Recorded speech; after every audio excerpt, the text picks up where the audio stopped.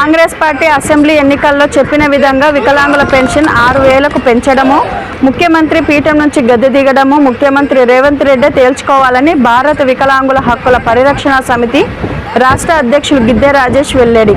Assembly ఎన్నికల మేనిఫెస్టోలో వికలాంగులకు ఇచ్చిన అన్ని హామీలను తక్షణమే అమలు చేయాలని డిమాండ్ చేస్తూ భారత వికలాంగుల హక్కుల పరిరక్షణ సమితి ఆధ్వర్యంలో నిర్వహించిన వికారాబాద్ జిల్లా కలెక్టరేట్ ముట్టడి కార్యక్రమంలో పాల్గొన్న ముఖ్యమంత్రి రేవంత్ రెడ్డి సర్కార్పై ఆగ్రహం.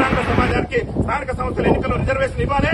ఈ రాష్ట్రంలో మరి వికలాంగులు కూడా సర్పంచులుగా, ఎంపీసీలుగా, జెడ్పీటీసీలుగా చలామణి కావాలి. వికలాంగుల పాలనలో వికలాంగుల సంక్షేమం గుర్తుపడింది కాబట్టి వికలాంగులకు కూడా రాజ్యాధికారం కల్పించిన రోజే నిజమైనటువంటి ప్రజాస్వామ్యం కాబట్టి ఆ దిశగా ముఖ్యమంత్రి గారు కృషి చేస్తారని చెప్పేసి మేము ఆశిస్తూ మా ప్రధానమైనటువంటి డిమాండ్ పెన్షన్ పెంపు, ఏదైతే ఆసరా పెన్షన్ వచ్చేటటువంటి వికలాంగులందరికీ ఇల్లు కానివ్వండి, ఇంకా పెండింగ్ సమస్యలు, వికలాంగుల బ్యాక్లాగ్ ఉద్యోగాలు, కేసీఆర్ 10 ఏళ్ల పాలనలో చదువుకున్న మా వికలాంగులకు